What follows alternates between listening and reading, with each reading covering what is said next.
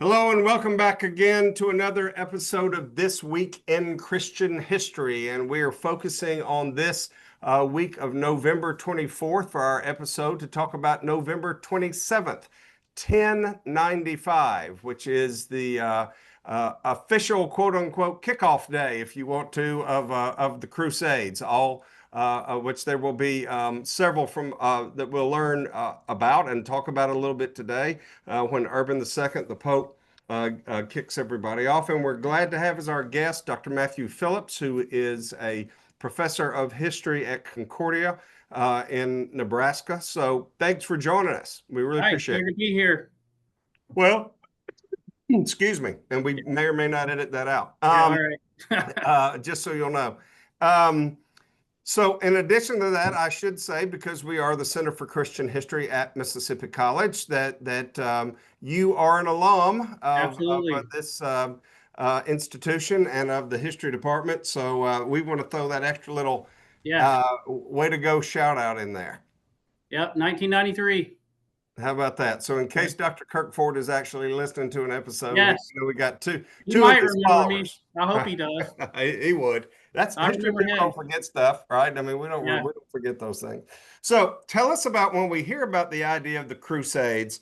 My guess is people have all kinds of different ideas about what it probably is and what it wasn't. And if they watch some squirrely thing like the Da Vinci Code or something, they get some other ideas about what they think it is, and the Knights Templar and all this kind of stuff to do. So give us some background of kind of what leads up to this particular time of what these Crusades were really, really all about. Well, there's a couple of elements going on. One is the development in religious devotion in the 11th and into the early 12th century. So that's one factor, because crusading, what we would call crusading, really was part of the pilgrimage culture of religious devotion. So there were pilgrimages, many pilgrimages before any crusading, but crusading comes out of that. And crusading is a part of it is a pilgrimage usually. Of going to the Holy Land. I mean, either the Holy Land, not just the Canterbury Tales, right? It could be anywhere. Yes. Okay. Yes. So most people are familiar with the Canterbury Tales. That was a pilgrimage to the shrine of Thomas Becket, right? So, which I highly recommend going to Canterbury if you get a chance. Absolutely. Well, that's a podcast episode we have that's coming up at the end of December, but that's okay. Keep going. Yes. And yes, it was part of that, but it was also what we'll refer to as the Crusades, because nobody called them the Crusades until really modern times. Now, it comes from the idea because they used the sign of the cross, and later they used to call them in Latin, somebody signed by the cross. And the French term Crusade is where we get later crusade. But even a book written in the 17th century in English about the Crusades was called the Book of the Holy Wars. And he never uses the term crusade. Really? Okay. So that's one thing. But I mean, we can still say First Crusade and Second Crusade, etc. But they didn't call it that. So it wasn't like even what we call the Second Crusade. They were aware of the tradition and they talked about it, but they did not refer back to the first war, because to them crusading was just a continual religious activity like pilgrimages. There might be really big pilgrimages or really big crusading ventures at one time. And that's why we name them later, historians later. Well, we're going to call this one the first, this one the second, right? Gotcha. So it wasn't even like World War I and World War II. People during World War I were conscious of it was called the Great War, right? And then when the Second War started in 1939, I think the term World War II probably started pretty quickly. I'd have to look that up, but so that term is more of a modernist term, but that's fine. I was just explaining that, but just to get that out of the way. Yeah. Absolutely. Cool. So what we'll call the First Crusade, right? Urban II was the Pope. Now, one of the things that was going on there is there was actually a schism. There was another guy claiming to be Pope at the time. Mm-hmm. His name was Clement. He took the title Clement. And much of the European Christendom was divided at the time between allegiance to different ones. The popes had been at odds with the people known as the Holy Roman Emperors, which were really German kings. Mm-hmm. Had been at odds with them for at least 4 decades by that time, or something in that range. Also, the knightly culture was developing in the 11th and 12th century. A part of what will become chivalry is developing in this time. And the church, I think people really appreciate this. The church, the institution, bishops, archbishops, mostly the first peace movement, if you want to call it that, and they literally called it the peace of God, had developed in France, really what we would think of as France today. And they were trying to rein in violent activity. So at least making rules like you're not supposed to be attacking women and children, and you can't fight on certain days. Don't bring your weapons to church, these kind of rules. So this thing had been happening already. The difference with what we would call the crusade is then the church says that you shouldn't be fighting other Christians, but we will bless you fighting these other people, the Muslims, right? And you will not only are we saying like the government should do it to protect you, right? I think most people even today could conceive of if you're attacked by a group, it's okay to defend yourself. I mean, you can debate all these, but I think most people accept that. Sure. So it wasn't just that, and they did think that. Like they made arguments like this is a defense against attack on us first. So I mean that's a big debate, but but the difference is, especially from a Protestant perspective, would be the difference is the church says not only that, but you will receive spiritual blessing by participating in this activity. And the idea of the indulgence really develops with the idea of crusading. Ah, okay. Yes. Now, okay. And it's in the 12th century where that theology becomes more discussed by theologians and more they go into more particulars about this means that. But basically it was you go on this pilgrimage and that'll count for all the penance that you should be doing, right? And so it's like, it gets your scales right. and later they develop more specific differences. Like if you study the later period going into the Reformation, it's more spelled out. Like, well, the act of satisfaction you're doing, whether it's a crusade or a pilgrimage or whatever, only accounts for the temporal penalty, right? So they didn't really have those distinctions as much clear. It wasn't clear to people. It was just like you're going to get these spiritual rewards. It'll count for the penance you should be doing. And if you think about it, a knight could have a lot of penance. What a knight to do. So it's like, they weren't playing Parcheesi all right. Day. And they fighting each other constantly. And that's one of the things the church trying to like stop doing this, right? Christian society shouldn't be this violent.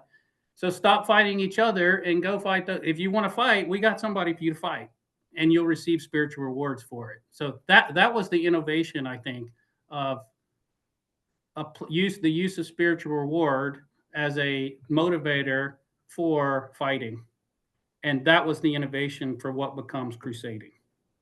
Interesting, and so it was not only this religious, obviously, component to it, but there also was a practical component. Oh, yes. I mean, it wasn't hard to figure out. We Christians can't have our holy places being managed by Muslims. What the heck? Yes, they didn't call them Muslims, really, did they? Did they call them Muslims? Okay. Muslims is fine, but if that they had been for a long time, the difference was, and I mean, Arab Muslims and others that lived there were perfectly happy to have Christian pilgrims because of money, tourism.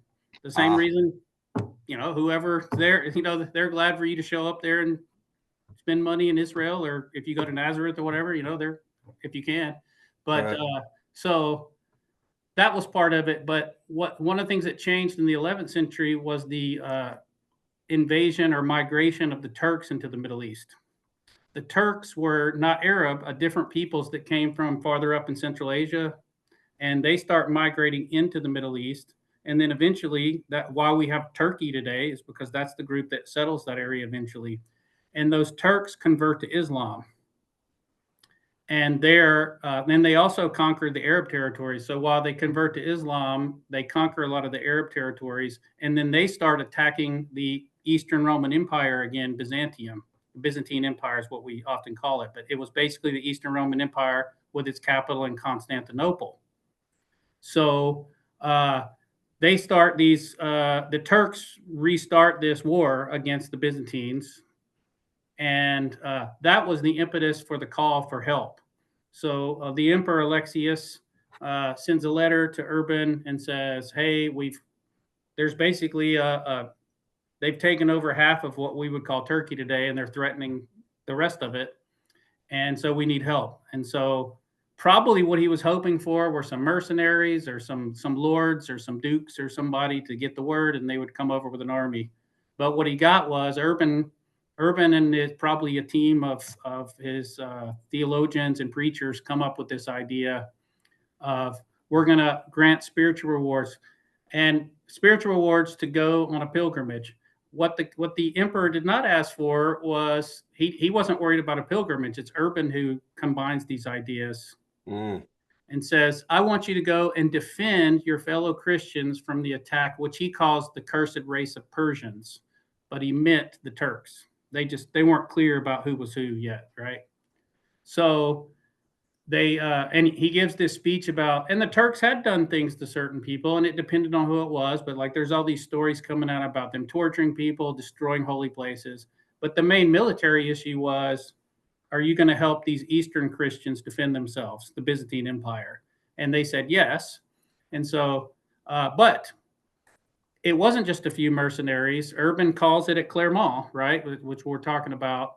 They sent out the word at his council, and he says, the last day of the council, I'm going to give this sermon. And it's not just for the other clergy. I want anybody, like the nobles. And so basically he gives this speech. It was a sermon.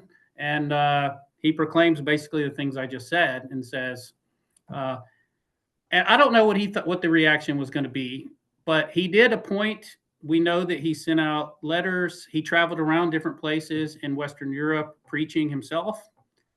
He also sent out letters to bishops and basically commissioned them to preach this same crusading venture. Okay. And so we know that. We don't have a lot about exactly. We have some stories of what they said in chronicles and such, but there's not like one document where you can say this is what he said. I got later. Yeah. But I think he underestimated the religious fervor and the spiritual. It was a revivalistic thing. There were preachers going around like John the Baptist or a Baptist revivalist in 1950, like a Billy Graham type thing, and they would have these big preaching, and then they would have like an altar call. Who's going to come up and take the cross for Jesus, right? And it just so happens a lot of people wanted to do it there, and so they amassed forces. There were probably like at some point 40 to 50,000 people in an army going east. And some of those were more organized by dukes and lords and some church leaders, some bishops. But there were also whole groups of just what I would call rabble, led by kind of ne'er-do-wells and peasants, and a lot of them just marched east, didn't even know they were going. And a lot of them died along the way. Some of them made it to Constantinople, but I think Urban underestimated at the time. He got a lot more than he asked for. Okay. Put it that way. And this happens in a lot of movements. Like the people that maybe started the French Revolution didn't think it would become. Sure. Right. And there's a political lesson in here. Like, you don't always control the movement you start. Mm-hmm. Right. Mm-hmm. And because it takes on a life of its own. So, and we see that with all kinds of events. But so, I mean, that's what happened with what we call the beginning of the First Crusade. Miraculously, militarily was what's miraculous in a way, and they thought it was miraculous. They actually march all the way to Jerusalem. A lot of people die on the way from various reasons, fighting, starvation, disease, but they actually take Jerusalem. And they establish what are called the Crusader states. Well, we call them Crusader states. These you have the Kingdom of Jerusalem, Antioch, Edessa, and Tripoli, and these were established, and they were somewhat colonies in a way. A lot of the people that survived just went back home, and if you went back home, and a lot of them became like heroes, and some of them went around Robin Hood or whatever. Yeah, right. I mean, that's the legend of it, right? Right, yeah. So that's kind of the basics on what happens with the First Crusade and that period right there. How about it? Hey, we're enjoying our conversation with Dr. Matthew Phillips to talk about the Crusades. So are they're generally seen as were four different crusades as part of it, or is there four primaries and there were some other little offshoots, or there what's were the probably story? 8 to 9 over the 2-century period. I think you would number 8 major campaigns and a lot of smaller ones in between. So we generally have the first, and then second is around the mid 12th century. But there were, like I said, you had those settlements in what's called the Latin East, which would be the whole Jerusalem, what today would be Israel, Palestine, Lebanon, these areas, right? Syria, part of Syria. So you had that, and there were people constantly coming and going. That's another thing. They had connection back with, because most of them were descendants of Norman French. There were some Italians, Germans, but most of them were those groups. So they had connect, and people were coming and going constantly. Right. They were opening up trade. They were doing development, right? I mean, they were just thinking of this as we finally kind of have it back in Christian hands, but that didn't mean we still going to go on about our lives. The other things they found out was kind of like, I would make a parallel to kind of what we Americans have found out in the past 20 years. The people of the Middle East are a lot more complicated than just simply saying they're all this or they're all that. Mm-hmm. There were many Arabs who were even Muslim. They were just people that lived there. They lived under. They were willing to trade. There was Arab trade, and there's different types of groups. There were some were say, "Hey, y'all unite. Us Shias want to unite with you against those Sunni guys we don't like." Or a lot of Arabs like, "We don't like those Turks. Can y'all help us fight them?" There would be. So it became more. It wasn't always just this strict line of we got Christians on this side and Muslims on this side. In fact, there's a famous quote from one of the chroniclers about 1130, and this guy comes from Europe. He's never been there, and he comes on a pilgrimage, and he's astonished and angry because all the people, the Christians of the Latin East who had grown up there, they interact with Muslims on a daily basis, and they let them. They actually sometimes would let Muslims go pray at like the Dome of the Rock. I mean, now they controlled it, and they weren't. So just to make clear, it wasn't like a modern pluralist society or anything like that. And he would like, why are you talking to these Muslims? Like, so it became more complex, and it shows that, like. Yeah. But were there people that went on the pilgrimage that were not doing anything militarily after that, right? Yeah. I mean, you opened it up, right? Yeah, like, okay, on the first, what called the first crusade. Oh, a lot of the guys brought whole families would go, and they would never plan. Some of them didn't plan on coming back. Oh, really?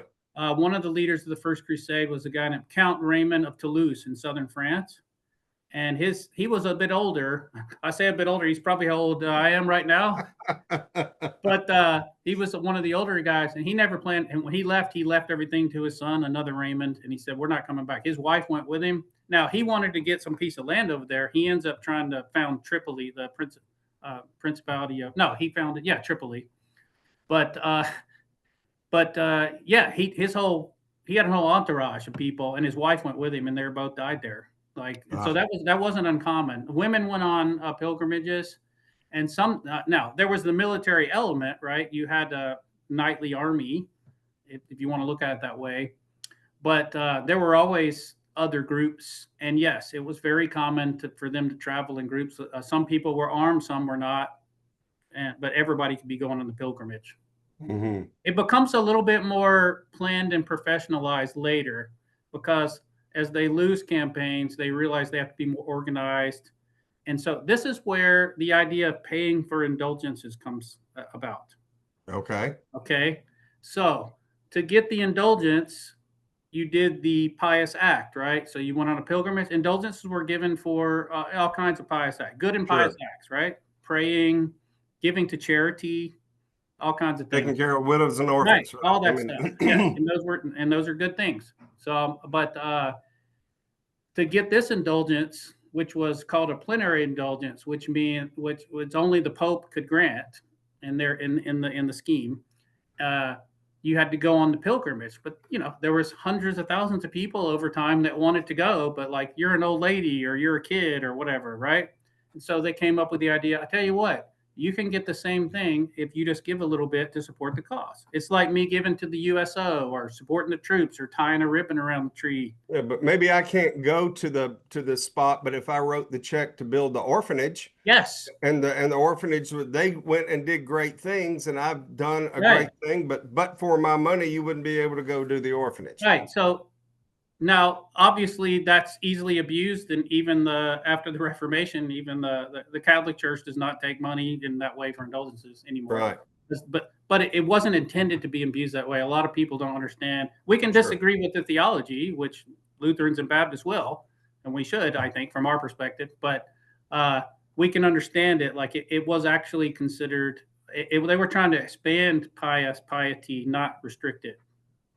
And sometimes intentions don't lead to the right theology, but I'm just trying to let people know Sure, that's sure. It wasn't a grand scheme to get people's money. I mean, no, that was not at all but what like any institution, as we know, can become corrupt because of people.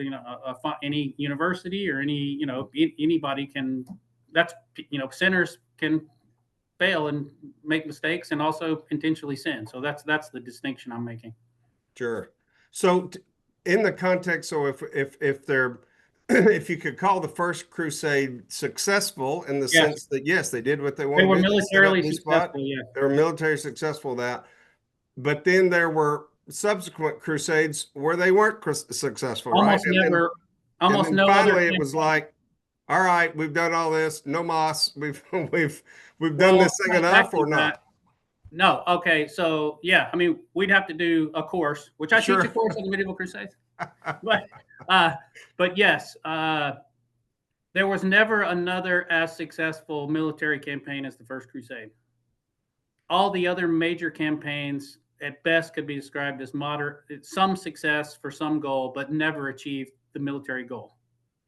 Right, and they were constantly losing territory at different times. But you also have to think about the Middle Eastern world. They saw these people, and this was a very small area. They saw these people as occupiers, interlopers. Sure. Hey, and a lot of them were like, "We didn't treat Christians that bad. Like, what are y'all talking about?" Like, so I mean, and you also had a whole. There are Turks, there are Arabs, there are Kurds, there's Shia, there's Sunni, there's a guy who follows this guy.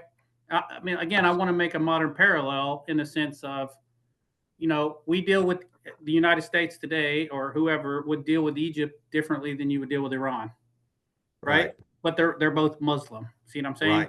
Right. So that kind of comes up. But ultimately, other groups come into the Middle East.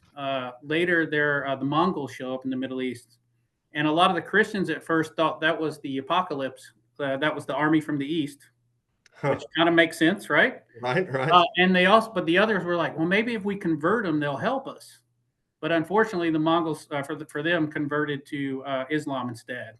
Right. So basically, with the arrival of Mongols and other groups arising in the Middle East, they just defeated the Christians militarily by 1290 in the Holy Land.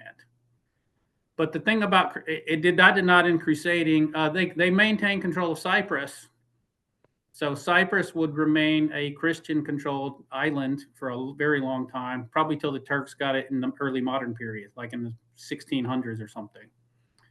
And in fact, crusading as a thing went on. You could trace it to the 17th century, and it depends on how you think of crusading.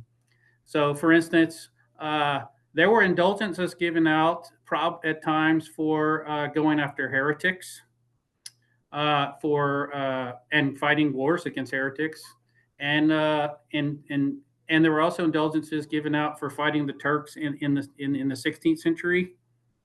So it kept going on, and Martin Luther has a really famous observation because there were wars against the Turks throughout the 16th century, right? The Ottoman Turks now, they had, expanded their power, and they're coming into Europe. They attacked Vienna multiple times. And so during the Reformation is like, well, should we lay aside this religious division we have and fight? And Luther says, yes, if you're a German Lutheran prince, you should absolutely go fight. But you do not fight for indulgences. You fight because God has put you in that position of a government, right? So that was an important distinction for Protestants, I think. And so he points that out. He has this quip about, if I saw a papal flag on the field, I would turn the other way or something. So he just wanted to make it clear that this is not crusading. We are fighting. It is a just war if we're fighting in defense, and God supports that. But you don't receive spiritual rewards for it. Right. So, but yeah, crusading goes on for as the idea of fighting a war with a religious purpose and receiving spiritual benefit. That idea goes on for centuries.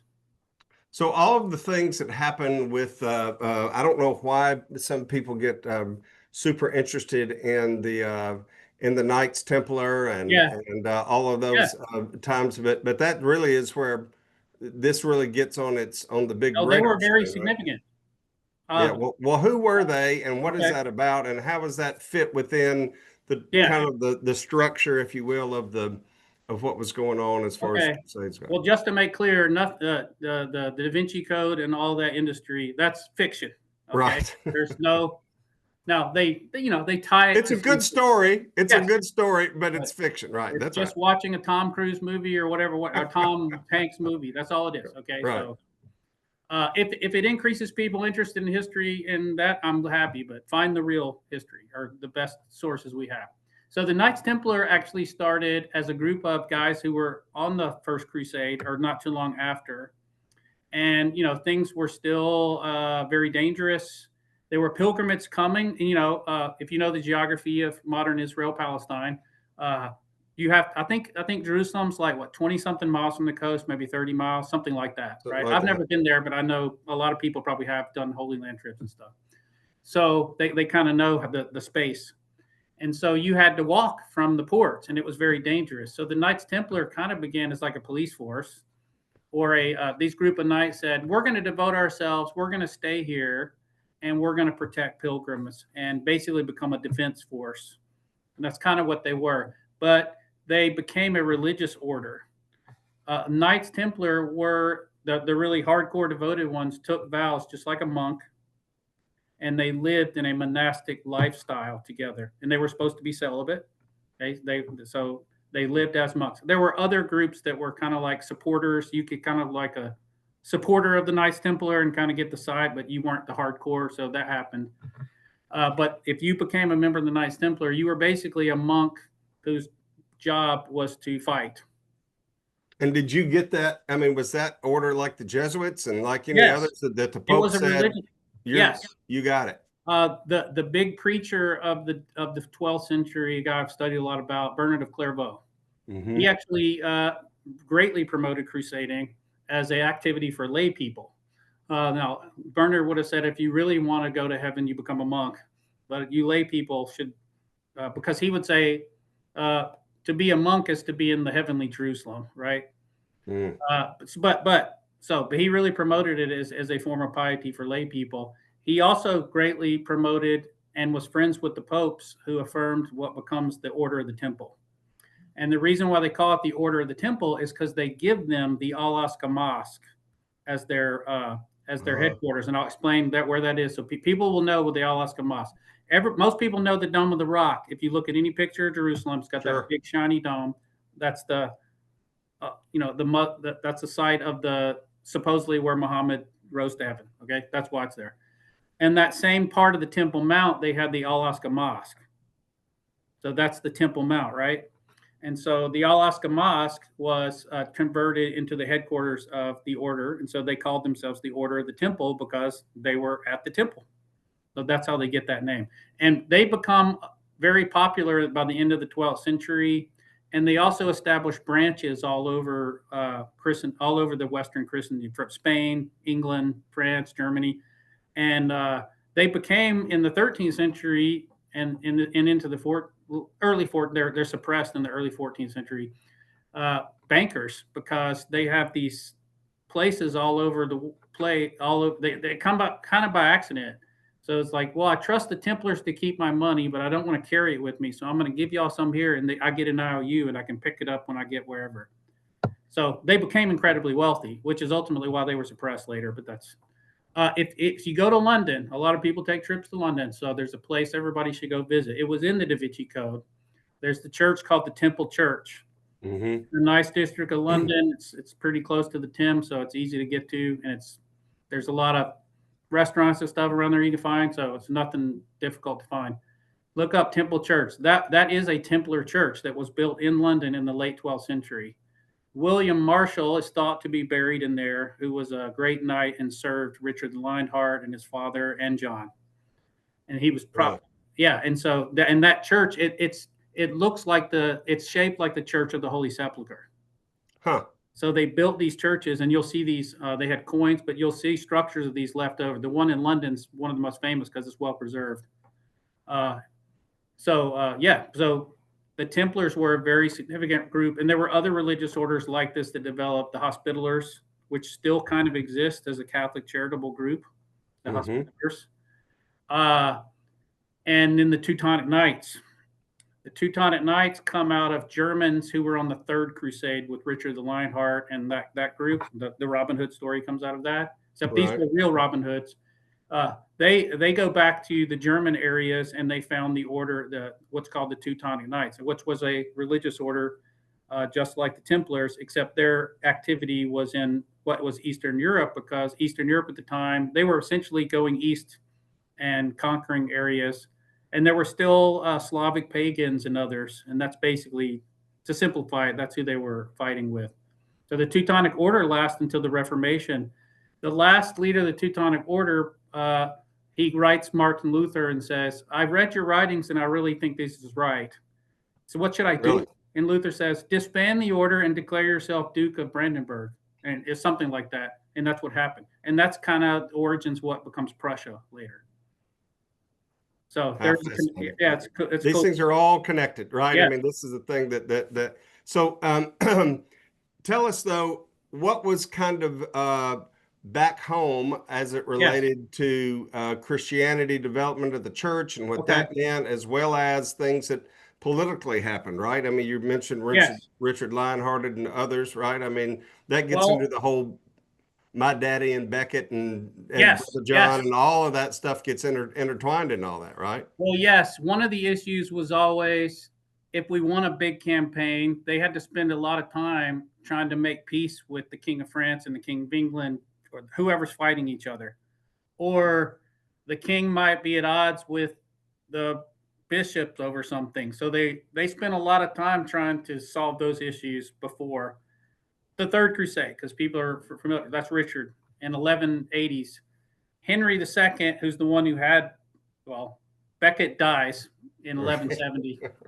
There's debate about that. Whether Henry ordered it or not is debate. Right. Henry II, he had been promising to go on a crusade. He never does. But he dies when they're about to start what becomes known as the Third Crusade. And Richard becomes king. And Richard is a knight's knight. He immediately says, "Oh yeah, I'm going on crusade."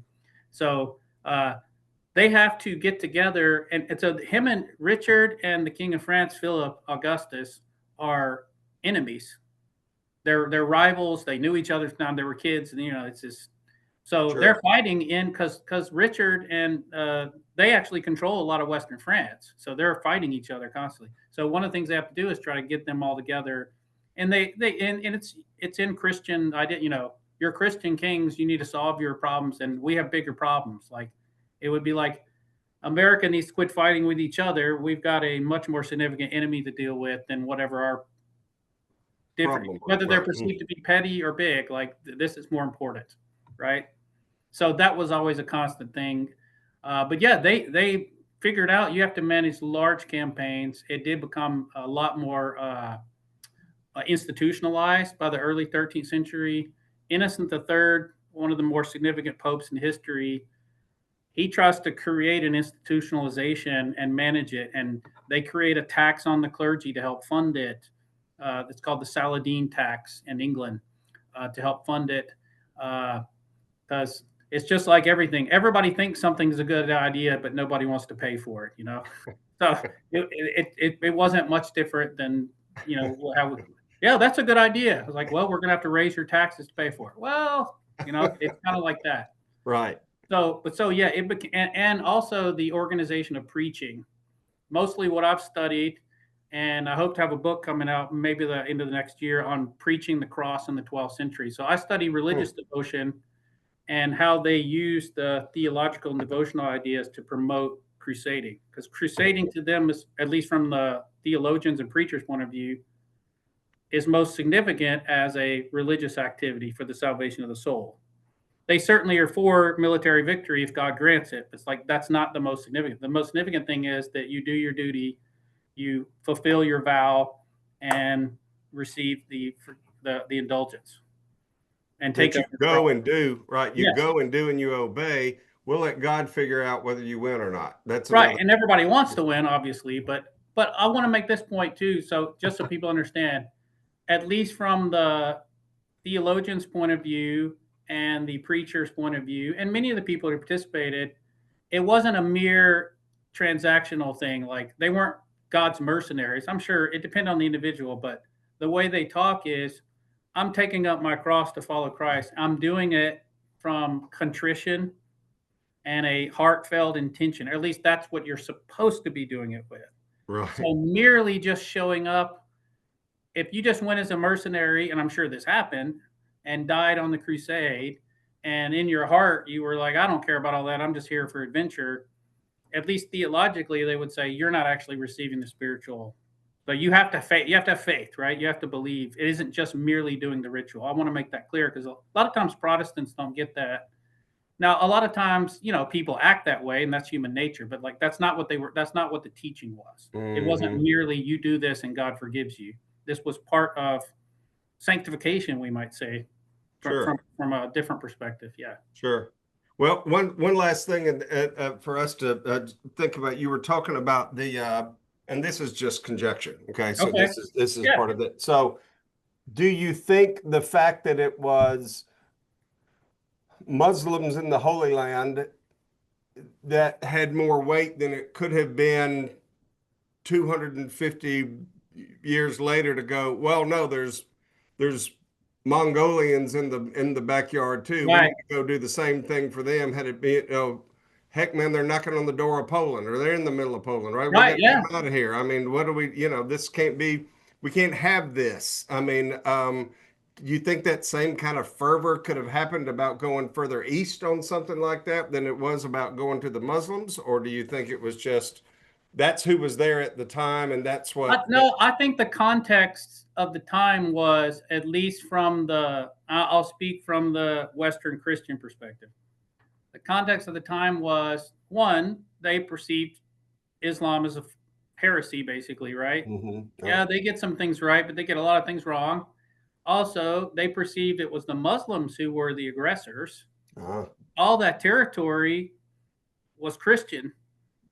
I mean, since Constantine, especially the eastern part of the Roman Empire, and all that, the territory of the Eastern Mediterranean was culturally Christian, and most of the people were Christians of some type, right? So that's one thing. So it's the Arab conquest inspired by Muhammad's message, and after Muhammad's death, really, that they would say, well, that's the beginning of the aggression. And it was the injection then of the Turks as even more aggressive. Now, there had kind of been a settlement in the Middle East, and there were Christians who lived there under Muslim rule. They weren't always forced directly to become Muslim. There were incentives, like different things, but and there wasn't freedom of religion in the modern sense at all, anywhere really. But with the arrival of the Turks, they were more aggressive. Also, for the Western Christians, it wasn't really until the late 11th and 12th century where they had the civilizational foundation to even attempt something like this. Gotcha. I mean, the early Middle Ages, you have the collapse of the Western Roman Empire, the Germanic migrations and invasions. There was a lot of stuff going on. A lot of Western Europe wasn't even Christianized. Right. Too much Goth going on, right? Yeah, the Vikings and all those people, and still Anglo-Saxons and Irish weren't even Christianized, a lot of them yet, and a lot of the Germanic peoples weren't Christianized yet. So I think that's another reason why you don't see this advance until later. I think, in their minds, from their perspective, if they'd have said, well, God has blessed us, yeah, they would have marched all the way to Baghdad if they thought they could have. But I mean, they only did what militarily they could at the time. Right, right. Now, the conception of China and such later, if you're thinking that far east, like all the way to the yeah, I don't know what I'm thinking, right? But yeah, no, but the Mongols come from that area, right? So the Mongols right. simultaneously conquer China, and also another group of Mongols conquer all the way to Poland. And there were crusades called to defend Poland. Poland was Catholic, right? So Sure. The Russians didn't have crusading in the same sense. The Eastern Christians had conceptions of holy war, but since they didn't really have the concept of the indulgence that developed, it wasn't the same. Interesting. Yeah.